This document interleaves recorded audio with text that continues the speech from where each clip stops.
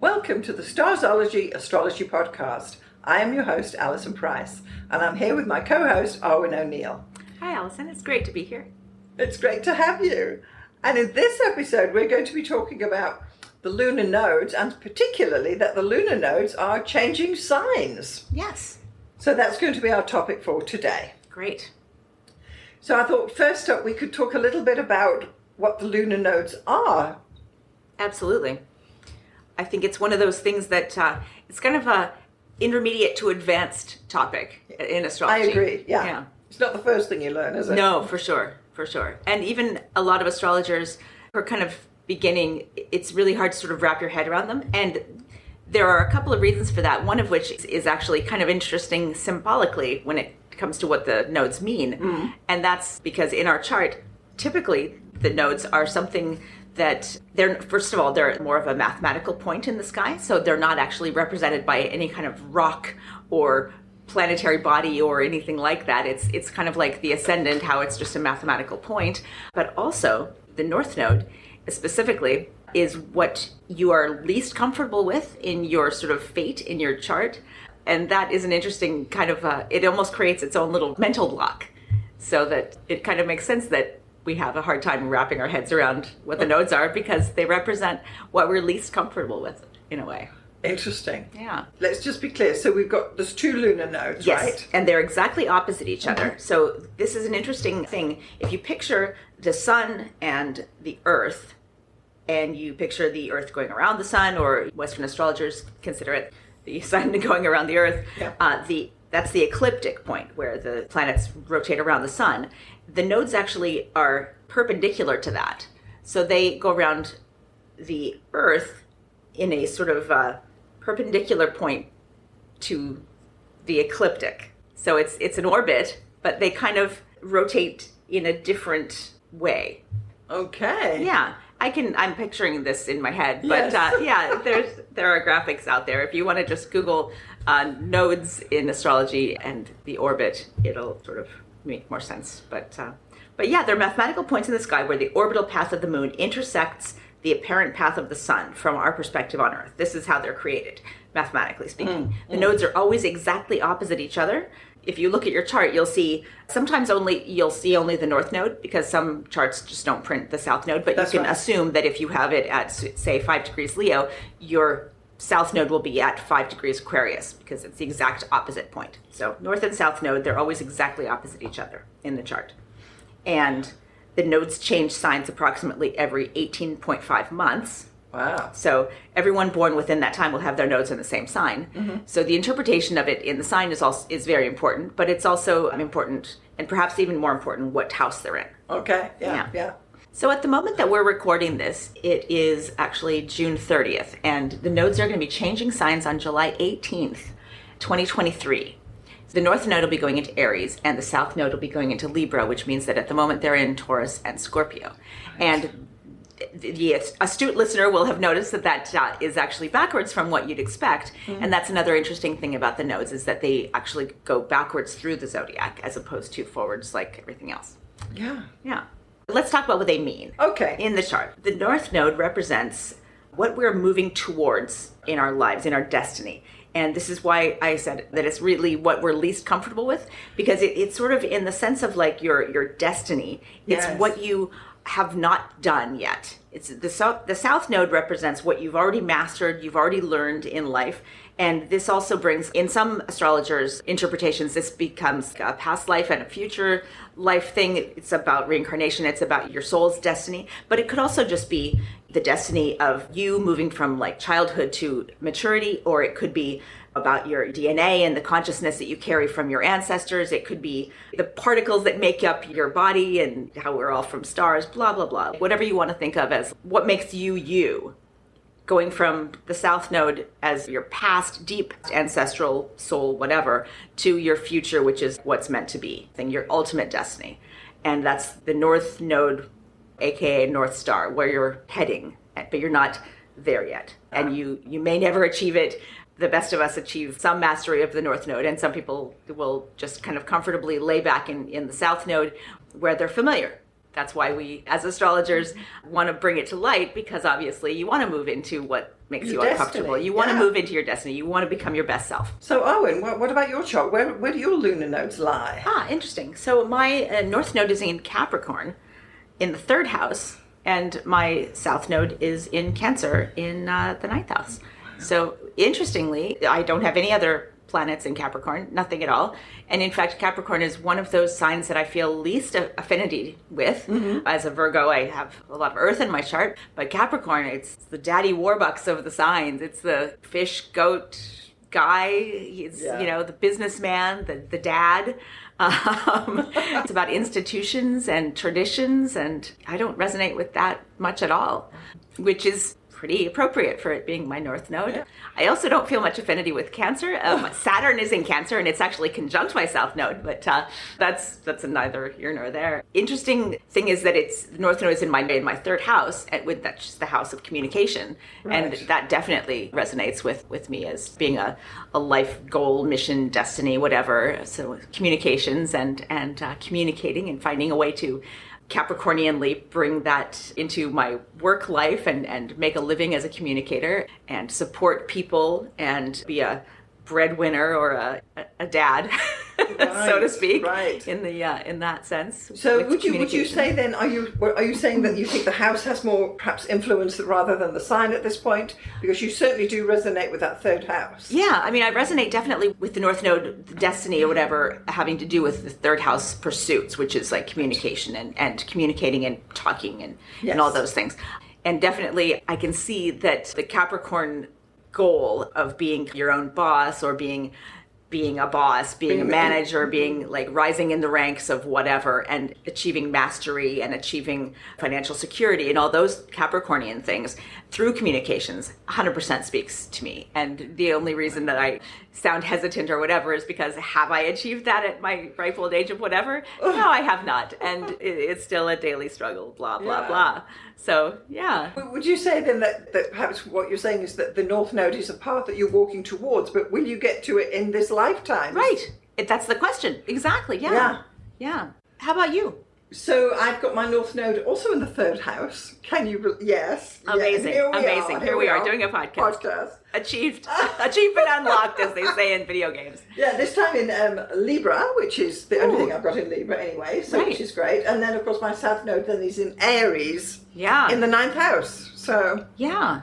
Interesting. Interesting. I can resonate with the North Node in the 3rd house. Yeah. It reinforces. I do have a couple of other planets there too. Yeah. And I wouldn't necessarily call, well, I suppose it is my destiny, but it's not something I focus on particularly often. Yeah. Except when we're talking about lunar nodes and things like that. And you think, oh yeah, I could tap into that. Yeah. More than perhaps I do. Yeah. But I would say too that I certainly have not reached the culmination of that expression. Well, I mean, and almost like who we shouldn't, right? Because it's the North Node. If you've achieved it, then case closed, like game over. Like move on to the next level. This is it. Yeah. But going back to this point about reincarnation, when I was younger, and in the astrology classes I had, they were saying that the South Node that's the knowledge that you're bringing incarnated into this lifetime, right. And the North Node is the knowledge you're going to take into the next lifetime as you reincarnate. For sure. For the next time. So interestingly, about 10 years ago, I had a reading done by an evolutionary astrologer, and they're the ones who have a lot of focus on the North Node, on Pluto in your chart, and about like the meaning of things through lifetimes. And what she interpreted my South Node to mean, and this is very typical of the South Node experience. It's like a sort of maybe a traumatic lifetime in the past that you're kind of carrying the trauma forward into the current life and working through it at a distance. So that's why South Node is something that you kind of moved past and mastered. And what she interpreted my South Node in Cancer conjunct Saturn in the 9th house. So she interpreted that as like maybe having been a nun in a past life and having been like excommunicated for like falling in love. This is this sort of trauma of renunciation and sacrificing your personal desires for something lofty and spiritual, 9th house, but then having that not be fulfilling enough, conjunct Saturn, and then maybe renouncing that and moving towards something secular, which in a past life, this is always a sort of sad thing because you've gone through the life and the end of that life. Right. So maybe in giving up your love of God or your marriage to the Lord for like an earthly love, maybe that didn't work out so well. And then you have this dual loss or whatever. And I was like, I remember saying to her, oh my God, poor past life me, which she found very funny and said, oh yeah, it's always kind of a sad story. But the whole point of it is that you then learn something and you mastered that sort of pain and trauma, and then you bring that into your current life where you don't have to do that again, that's the lesson of the South Node, is that you've already done it. You've already mastered it. You don't have to repeat the lessons of South Node in the 9th house in Cancer, which may or may not be a tragic tale that you can tell yourself or like a narrative. You can then move into the Capricorn North Node, where you then become the authority and the CEO, the communications guru. I don't know, whatever. Yeah. I sometimes feel that the South Node is where people they're just comfortable. It's like the devil, and progress is not made there, but you revert back to it. It's like default position almost. Right. Yeah. And the idea is of being evolved, as we like to think we are learning astrology as well, is that you can evolve past that towards whatever the energies are being expressed in that North Node, which are not always easy to understand. Yeah. Absolutely. And I think the two of us, we are like, we both have the North Node in the 3rd house, but yours is in Libra, mine's in Capricorn. And it's funny because Capricorn to me is just this complete anathema. Like, what even is that? I don't. And you've expressed similar sentiments about Libra. Like, what? I have nothing else in Libra. Nothing. Like, what is, and that's a very typical thing, actually. I've spoken with other people who know where their North Node is, and they're like, what? I don't even relate to that at all. One of whom, just to throw an interesting little other tidbit, because this is all about examples. This is all about like throwing out stories that maybe will resonate with our listeners. Exactly. My mother has the North Node in Pisces. Nothing else in Pisces. And she has always thought of Pisces as this strange kind of alien sort of energy that doesn't have anything to do with her chart, which is very fiery otherwise. She's got everything else in Sagittarius and Libra, and it's just like a very adventurous kind of like an intellectual kind of person, all about relationships. And there's this Pisces North Node sitting there, but in her 10th house, which means in order to do something that's meaningful in your career, you have to bring in these Pisces energies, right? These things that feel so weird to her and unnatural. And the unseen. Right. And where she would rather sort of focus on maybe Virgo things, which is her South Node. Virgo being like all the details, and, she's incredible with details. She's a student, and she's gone back to school in her later in life and got her master's degree. She's now going for a PhD. Amazing. Which, this is so Virgo, right? But in order to do this, what her focus now is on dance, healing, and the environment. This is her group major. And think about those. How Piscean is this? Dance, healing, and the environment, right? Yes. But bringing that into the 10th house of career and focus, and where you shine a spotlight, and where you will then be able to teach others, get honors, get degrees, all these things. So she's definitely walking towards the light. For almost, sure. Yeah, that North Node is really a great focus for her. I think it's a very subtle thing. Yeah. These placements, it's, as I say, I've got no planets in Libra. However, my husband had his son at this exact position. Wow. And he dragged me kicking and screaming to emigrate here and do all these things that we did that I kept saying, I don't want to move. And eventually we ended up here, So without him, I would not have left where I was living 30 odd years ago. So Amazing. Mm-hmm. Yeah, absolutely. So Yeah. Showing something different there. For sure. And it's in Libra. So just the house of partner, or the sign of partnership. Yeah. So now we said that in July, the North Node is going to be moving into Aries. And so what do you anticipate is going to unfold for everyone then? Well, Arwynne? I don't know if the North Node moving into a different sign will really be felt for the majority of people. I think it's more something that you interpret in someone's chart later on. I don't really feel like nodes being in a certain place affects all of us living currently in a different way. It's not like a planet being in a different sign. But what I do have is a few movies that help express the path of the North Node in Aries.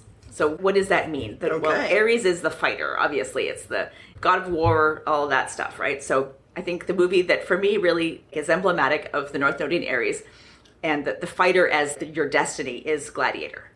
So, or if you want Rocky is another one. I like Gladiator. Gladiator. He was good, wasn't he? Oh my goodness, so good. Such a great movie. Yeah, and it's like this mastery of your life's destiny through sort of like the art of war, but not even just war, but personal, individual battle against all comers, and you're the one standing victorious in the end. Free with the burning, whatever behind you, and you're just standing there with dripping off the sword. Right, or your fists clenched in this heroic stance. Yes, exactly. So that's a good one. Yeah, Aries North Node, the fighter. And I mean, if female, there's Red Sonja, there's G.I. Jane, there's Wonder Woman, there's all these wonderful female fighters as well. So we're not being sexist at all. It's just, yeah. Yeah.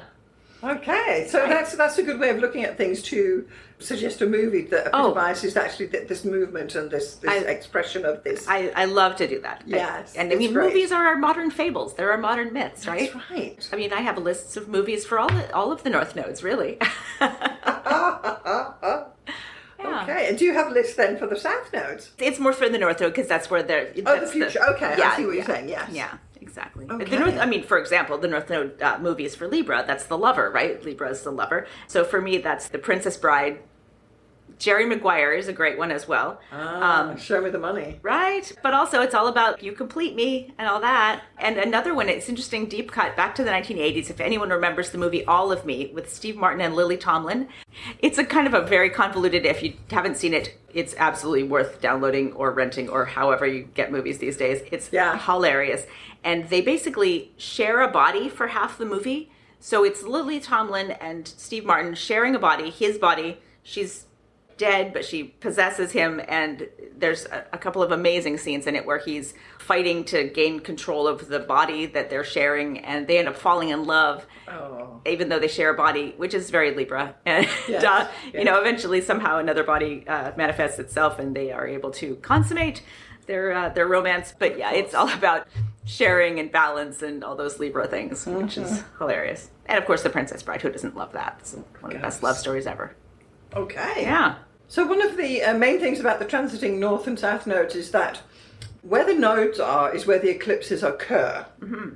So we have an eclipse every 6 months when the sun gets round to either the North Node or the South Node. And as this North Node moves into Aries, we're going to be having eclipses in Aries, Taurus or Pisces. And then we will also be having eclipses in Virgo, Libra or Scorpio. So as this axis shifts round, so the eclipses shift round. So if you're a Leo or a Virgo, as we are, there will not be eclipses in our signs because these are the signs where the eclipses are going to be occurring. So that's always an interesting thing. Yeah. If you look at a birth chart and you can see the North Node is conjoined the Sun, and the North Node is actually conjoined the Moon as well, they were typically then born on an eclipse, and that's always an interesting thing to explore further. For sure. So your first question is the Sun near the Node? And if not, well, in my case, it certainly isn't, and in your case, I don't think it is either. No, not at all. Let's have a look. Maybe even squared.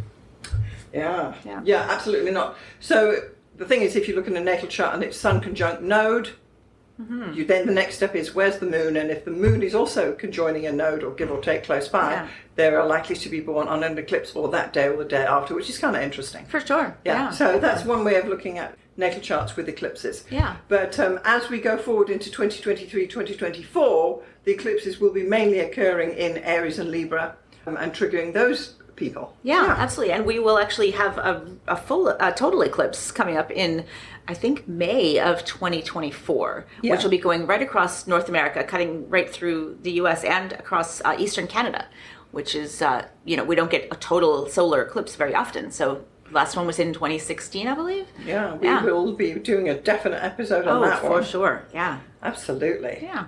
Now, Arwynne, I'm sure our listeners are interested to know a little bit more about their node placement. So we're going to have a little chat, I think, about the North Nodes mainly in the houses and how they are reflected in their natal charts. For sure. So we've talked a bit about what the North Node means in a sign, and obviously how that's not really usually what's comfortable for you. It might be a really alien sort of thing for you and feel strange. But what resonates a lot of the time is what house the North Node is in for you. And we're again speaking about the North Node because that's what you're moving towards, and the South Node will always be in the opposite house. So that's where you're comfortable. So the North Node through the houses, this is what I'm going to be talking about. And I've got sort of a few historical figures or celebrities for each of the houses. These are obviously people who I've done a bit of research on, and if you don't know who they are, then at least hopefully you'll know at least one of the people in each of these groups, and you'll be like, oh, okay, I know what that means, whatever. So for the first house, North Node in the first house, these are superstars in their category. Leonardo da Vinci, Oprah Winfrey, Nelson Mandela, James Dean, Beethoven. So these are people who, Martin Luther King, people who absolutely reach the pinnacle in their category. And when you think about art, you think Leonardo da Vinci. You think of activism, you think Martin Luther King.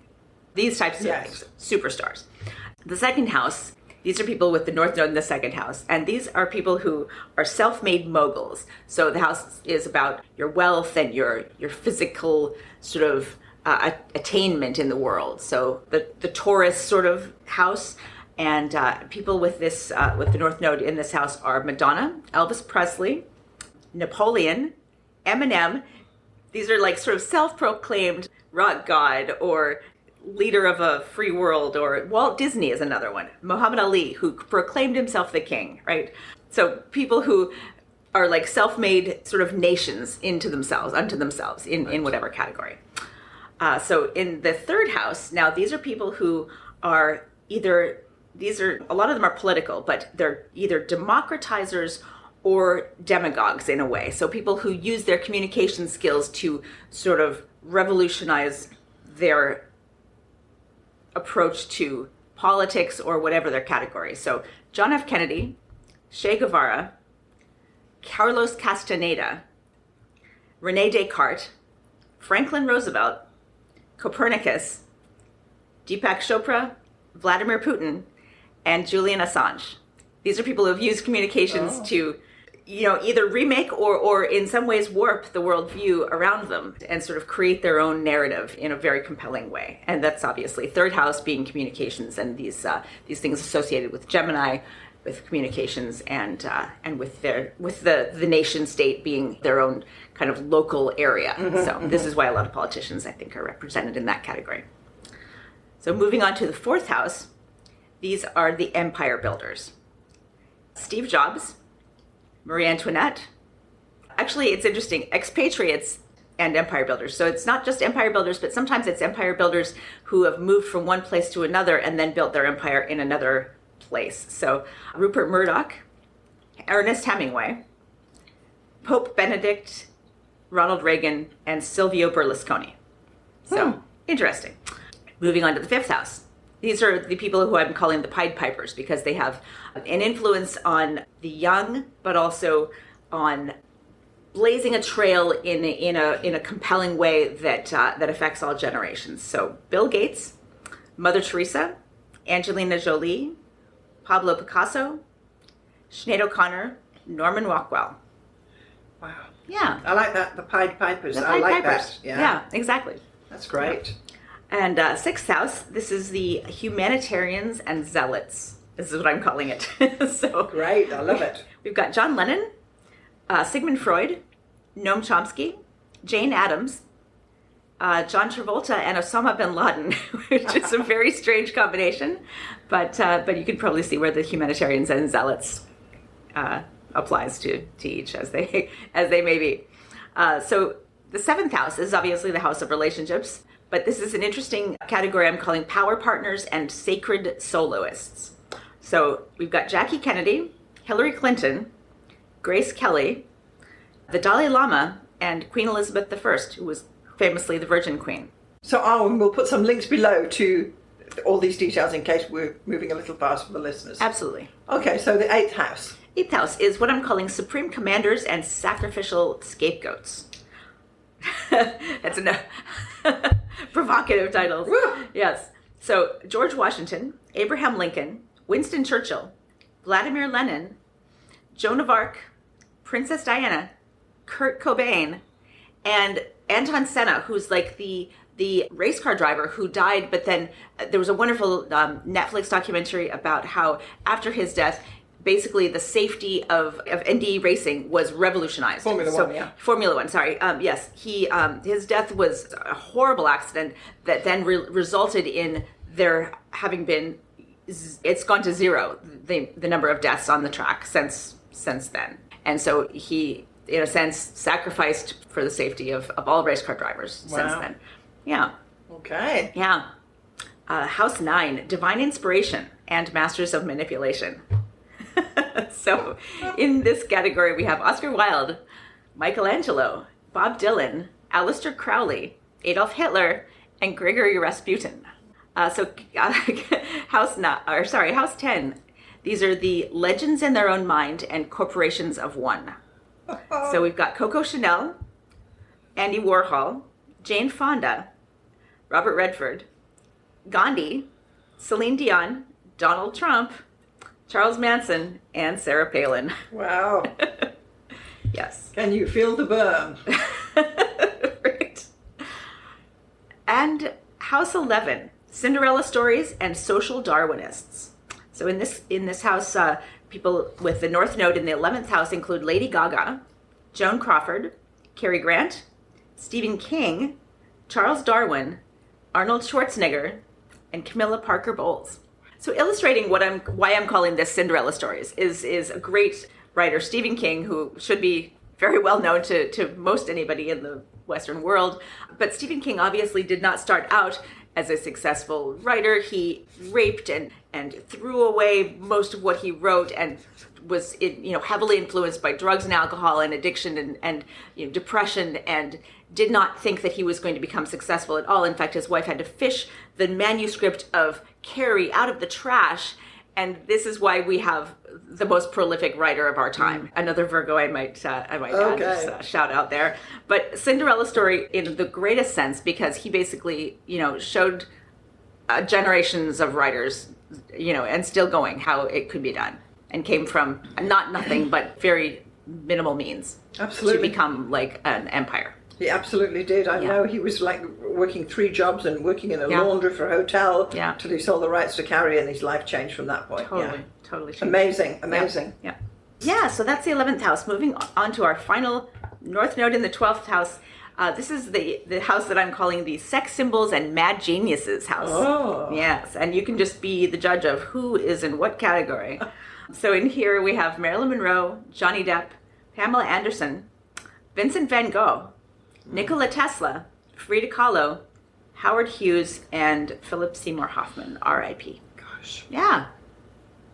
That's quite a collection, isn't it? It is. And not a lot of super happy stories in there, but a lot of amazing stories and visionaries, I think. Visionaries and really icons, and really people who uplifted the art form of whatever their chosen.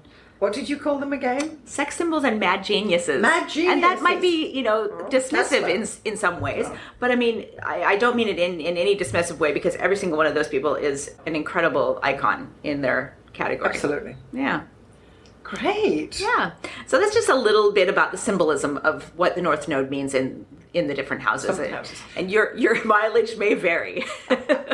And I do think it's interesting when we relate it back to people who you probably know, because you can understand then how this is being expressed perhaps in their lives. In the most extreme cases. Yeah. Not everyone who has the North Node in the 12th house is going to be a mad genius or, a sex icon or whatever. But it'd be nice to be able to say who you were, though. Sure, maybe without all the misery of a Marilyn Monroe or whatever. But like this is the kind of the path that you can go.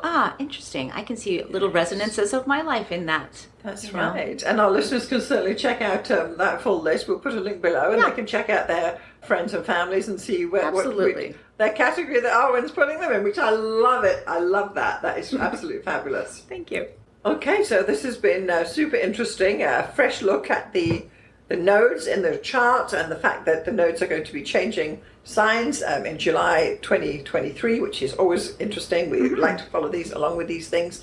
And for our listeners, they can certainly check out where their node is and give it pause for thought about how these nodes may be expressed in their chart. Absolutely. There are some great books that have been published about the North Node, and obviously websites that you can just search and read all you want. That's fine. Yeah, Maybe we'll put some suggested books in the for sure. description. Yeah. Okay, Arwynne, well, once more, thank you so much for coming along and sharing some of your insights there into the lunar nodes. It's always a pleasure. Thank you for inviting me, Alison. It's been great.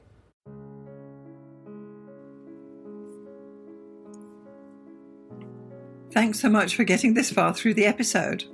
I just want to take a moment to tell you about the two main options of my astrology services. So the first one is coaching. If you are an aspiring astrologer, and by that I mean someone who's perhaps a hobbyist astrologer or someone who's learning astrology or a student, or you've got a few books and you've been doing it for a while, but perhaps you need a little bit of help to bring it all together, then maybe getting some astrological coaching from me would be the answer for you. The astrology coaching I offer is a 1-hour session on Zoom, and it's tailored to answer your particular questions. For example, if you have issues with natal chart readings, we can go there. Or if you're having problems working with your forecasting, we can go there. Or even basic astrology stuff, or even getting yourself organized for your astrology business. The idea is that astrological coaching will answer your particular questions. It's tailored specifically to you and where you are in your astrological journey. And I'm happy to help you out with some guidance about how you can get going, what to focus on, and what to dismiss. So that would be the astrological coaching for people trying to learn astrology. The second astrological service I offer is consultations. So this is for someone who perhaps doesn't know anything about astrology, but they just want to have their chart read or get their chart done. Call it what you will. So once more, this is a 1-hour consultation over Zoom. I will interpret your chart, tell you about the main features, tell you about where the energy is flowing, and all the rest of what is entailed in a thorough natal chart interpretation. I can also add in some forecasting in there too, bearing in mind we only have 1 hour. So just in summary, I've got coaching for people who want to learn astrology, and I've got consultations for those who want to get an astrology reading done. I'm Alison Price from Starzology.com. Thank you so much for listening. We'll see you next time.